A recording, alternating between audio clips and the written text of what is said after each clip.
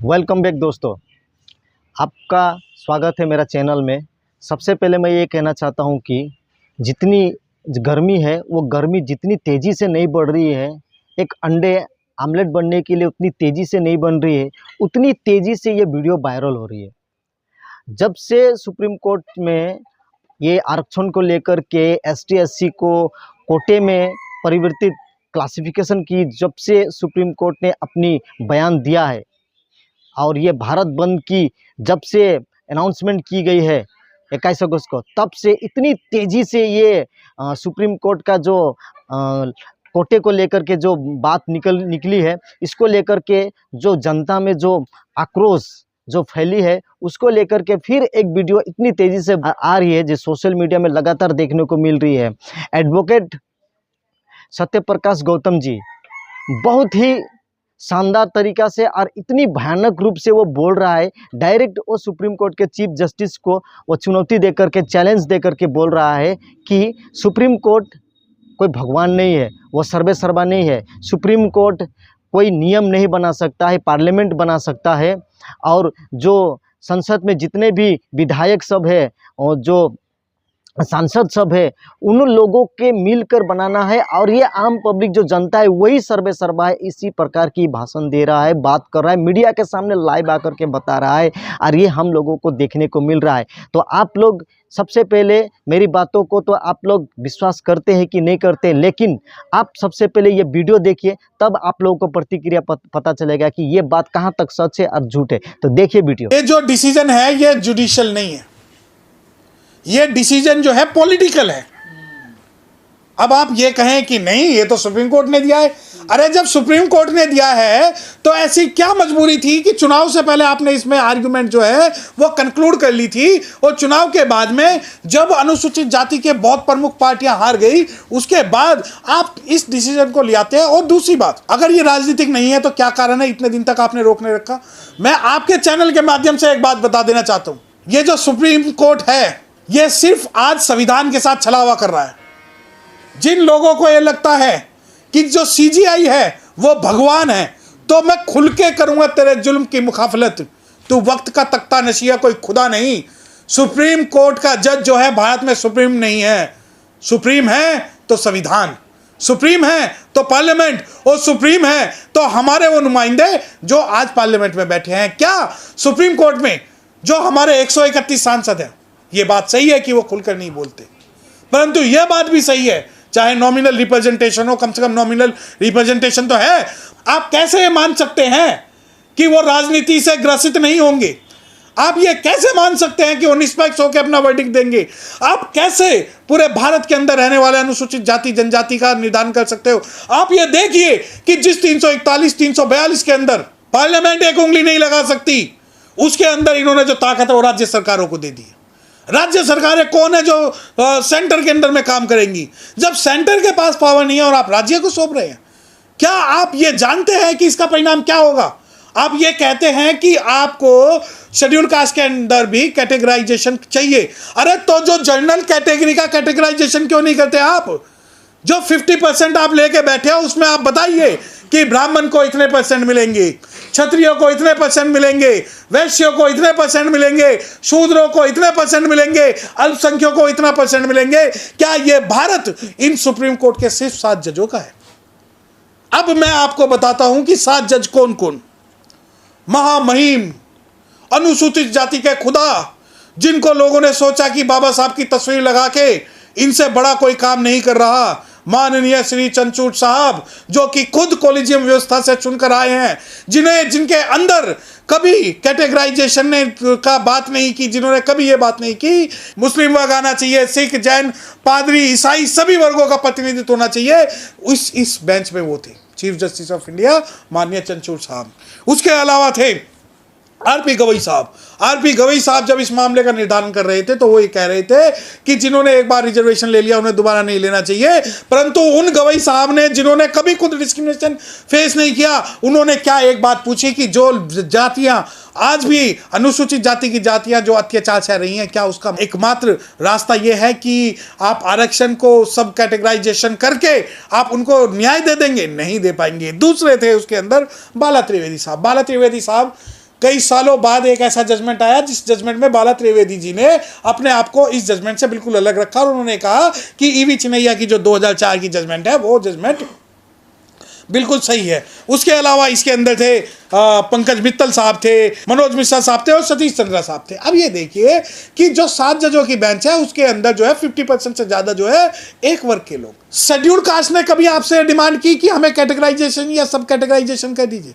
Schedule caste के किस संस्था ने, किन लोगों ने आपसे ये कहा कि हम लोगों को जो है न्याय नहीं मिल रहा है? हम तो ये कह रहे हैं हम जाति से अत्याचार से पीड़ित है और जो रिजर्वेशन है वो कहीं से कहीं भी आर्थिक आधार पे नहीं है। अब आप ये देखिए EWS का जो गरीब है वो तो 7 लाख रुपए वाला है, अनुसूचित जाति का गरीब 3 लाख वाला है जो साल के 3 लाख कमा रहा है। अब EWS का 7 लाख और अनुसूचित जाति का 3 लाख। तो इस प्रकार आज जो सुप्रीम कोर्ट ने कहा है कि हाँ राज्य जो है वो शेड्यूल्ड कास्ट के अंदर क्लासिफिकेशन कर सकते हैं, परंतु उन्होंने एक बैरियर भी लगाया। वो बैरियर शायद आपको ना पता, उन्होंने बैरियर ये लगाया कि 100% आप किसी भी जाति को रिजर्वेशन नहीं दे सकते। अब बिल्कुल सही, बहुत सारे लोग आज खुशियां मना रहे हैं, नहीं supreme court supreme court supreme court. North east के कई इलाके जिसके अंदर अनुसूचित जनजाति के सिर्फ एक ही वर्ग के लोग रहते हैं। अब ये मानिए लड़ाई जो है अनुसूचित जाति की नहीं रही, लड़ाई हो गई है इन संसाधनों की, लड़ाई हो गई है जल जंगल जमीन की, लड़ाई हो गई है कि जो अनुसूचित जनजाति के लोग जो पहाड़ों में रहते हैं, सपोज करिए एक एरिया में भील रहते हैं और वहां का 15% 7.5% का अगर रिजर्वेशन भील जाति को दिया गया तो सुप्रीम कोर्ट ने मना कर दिया कि अब जो है वो भील जाति को अब नहीं दोगे, जबकि वहां उनकी संख्या जो है 100% है। तो सुप्रीम कोर्ट चाहता है कि किसी भी प्रकार से यह व्यवस्था टूट जाए और जिस व्यवस्था को ये कहते हैं अंग्रेजों की फूट डालो शासन करो, उसका जो है वर्तमान में स्वरूप जो है ये जजमेंट है। आप समझिए इस बात को कि यहां पर लड़ाई सिर्फ यह नहीं कि सुप्रीम कोर्ट का डिसीजन, लड़ाई यह है कि यह राजनीतिक न्याय, राजनीतिक जो आपने जजमेंट दिया है। आप यह बताइए कि इंडिया गठबंधन जो सर पे संविधान और बाबा साहब को लेकर चलता था, किस इंडिया गठबंधन के घटक ने इसका विरोध किया? आप यह बताइए कि क्या इंडिया गठबंधन को ऐसी क्या मजबूरी थी कि कल जजमेंट आया है और आज इन्होंने हैदराबाद तेलंगाना में बोल दिया कि हम इसको लागू करेंगे। अरे अगर आप अनुसूचित जाति की सभी जातियों को न्याय देना चाहते हो तो वो जो बच्चे हैं उन्हें जनरल कैटेगरी के अंदर आप क्यों न्याय नहीं दे सकते? क्या कारण है कि जो समाज आज लड़ने को तैयार है आप उस समाज के विरोध में समाज को खड़ा कर रहे हो? सवाल सिर्फ ये नहीं है कि सुप्रीम कोर्ट का निर्णय, सवाल ये है कि कब तक ये 4 या 5 जज संविधान की दुहाई देखे। देखिए supreme court is not law making agency at all. Supreme court कोई कानून नहीं बना सकता, परंतु सुप्रीम कोर्ट ने जितने भी कानून बनाए हैं वो आरक्षण के विरोध में बनाए हैं। सुप्रीम कोर्ट का जो आरक्षण विरोधी चेहरा है वो तो कानून बन जाता है। Supreme court is not law making agency in India. Law making agency is the parliament of India. Only parliament will make laws. अब जब सुप्रीम कोर्ट के जो जज है, मैं खुल के कह रहा हूं, मैं चैलेंज कर रहा हूं, चाहे राजनीतिक कारणों से हो चाहे सामाजिक कारणों से हो, वो वक्त दूर नहीं जब हम सुप्रीम कोर्ट को इस जजमेंट के कारण घेरेंगे। वो दिन दूर नहीं जब काशीनाथ महाजन जैसी जजमेंट सुप्रीम कोर्ट ने पास की थी और उसे वापस लिया था। और मैं अब आपको बता दूं कि रिजर्वेशन के मामले में जब सवाल पूछते हो कि लॉ मेकिंग एजेंसी, जब भारत के बहुसंख्यक पिछड़ा वर्ग और अनुसूचित जाति अनुसूचित जनजाति के विरोध में अगर कोई SC/ST के विरोध में कोई भी जजमेंट लाता है तो उसके खिलाफ ना केवल इंपीचमेंट होगा, उसके खिलाफ कानूनी कार्रवाई क्रिमिनल में भी होगी। सुप्रीम कोर्ट ने यह आधार माना है, जो पक्ष और विपक्ष के वकील थे जिन्होंने किताबों से और सरकारों से सीख के जो आर्ग्यूमेंट सुप्रीम कोर्ट के सामने रखा, उसके आधार को इन्होंने आधार माना। सुप्रीम कोर्ट के पास कोई तथ्य नहीं था।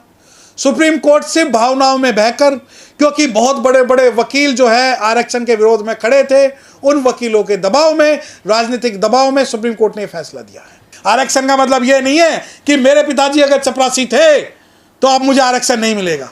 आरक्षण का मतलब है जिनके बाप दादा पुरखे अंग्रेजों की गुलामी करते करते आज तक सुप्रीम कोर्ट में जज बनते आ रहे हैं, उनके खानदान में से कोई आरक्षण के आधार पर जज ना बने। आरक्षण का मतलब यह है कि जो फिल्मों में तुम इन्हें ढो रहे हो, जो ओलंपिक में तुम्हारी बुरी दुर्दशा हो रही है, जो बिजनेस पे कब्जा करके बैठे हो, आरक्षण का मतलब आप लोगों ने सिर्फ सीमित कर दिया है कि जिसने एक बार नौकरी का फायदा ले लिया। बिल्कुल सही है। SC/ST का आरक्षण थोड़ी है, मंदिर में 5,000 साल से आरक्षण है। जाति व्यवस्था का ये लाखों साल से आरक्षण बना रहे हैं। ये आरक्षण बना रहे हैं कि इन्होंने सम्मुख गर्दन काट दी, आज तक उसे सजा नहीं हुई, एक विशेषाधिकार के तहत आरक्षण था। एकलव्य का अंगूठा काट ले तो आरक्षण तब से चलता आ रहा है। अगर आप ये सोच रहे हो कि आरक्षण का सिर्फ रूपरेखा ये है कि सरकारी नौकरी वाले आरक्षण ले रहे हैं, तो ये आरक्षण नहीं है। आपको समझना होगा कि ये जल जंगल जमीन हमारी है, ये संविधान हमारा है। तो अनुच्छेद 341 का क्या होगा? अब जब सुप्रीम कोर्ट में डिसीजन आया, इसमें 341, 342, 16(4), 15(4) की कोई बात नहीं है। अनुच्छेद 341 जो पावर देता है वो पावर सिर्फ राष्ट्रपति को देता है, और वो राष्ट्रपति कहता है कि जो शेड्यूल कास्ट लिस्ट है उसमें सिर्फ राष्ट्रपति अमेंड कर सकता है, और पार्लियामेंट के बाद में राष्ट्रपति उसका जो है अप्रूव करेगा, और इसके अंदर सेंट्रल गवर्नमेंट या स्टेट गवर्नमेंट कोई भी अमेंडमेंट नहीं कर सकती। तो 341 तो आप छोड़ दीजिए, जो बेसिक स्ट्रक्चर ऑफ कॉन्स्टिट्यूशन है, it was demolish by this judgment by the supreme court of India. सरकारें उस राज्य का जातीय जनगणना कराएंगे, जैसे कश्मीर का।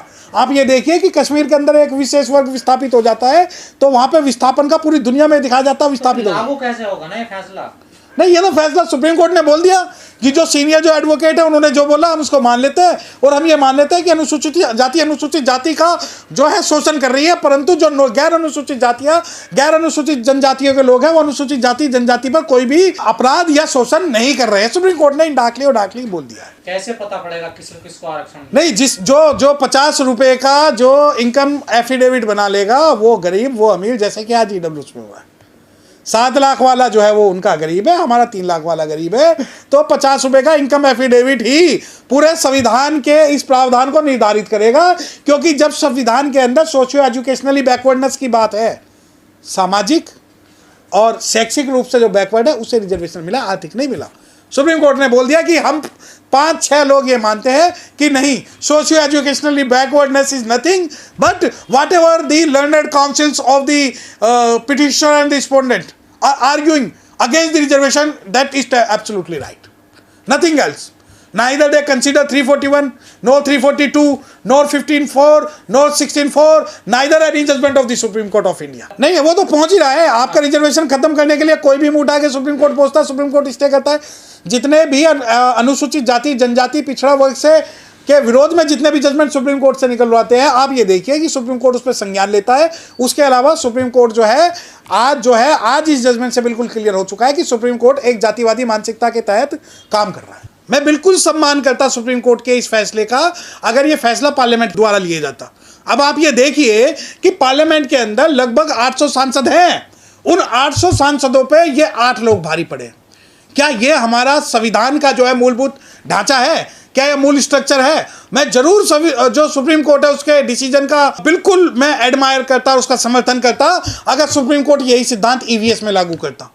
वो ये लागू करता है EVS में कि 5% जो है SC रहेंगे, ST रहेंगे, OBC रहेंगे, माइनॉरिटीज रहेंगे, ब्राह्मण क्षत्रिय वैश्य शूद्र चारों जो है EWS में रहेंगे, तो मैं बिल्कुल सम्मान करता। दूसरी बात, आपको रिजर्वेशन के अंदर जो आपने डिवाइड किया है, क्या सुप्रीम कोर्ट को यह बात मालूम नहीं है? चाहे वो EV चन्नैया का जजमेंट हो, चाहे इंदिरा साहनी का जजमेंट हो, एक तरफ तो इंदिरा साहनी का जजमेंट जो कि फुल बेंच का जजमेंट था, उसको भी इस मामले में जो है वो उल्टा कर दिया गया। दूसरी बात, सिंपल सवाल यह है, क्या सुप्रीम कोर्ट के पास पावर है? चाहे ये 7 जज हो या 8 जज हो, क्या ये आज पार्लियामेंट से बड़े हैं? और जो भी लोग इस बारे में कह रहे हैं कि सुप्रीम कोर्ट का जो जजमेंट है वो न्याय संगत है, उन लोगों को संविधान को पढ़ने की या संविधान की बेसिक जानकारी होनी चाहिए कि basic structure can not be amend.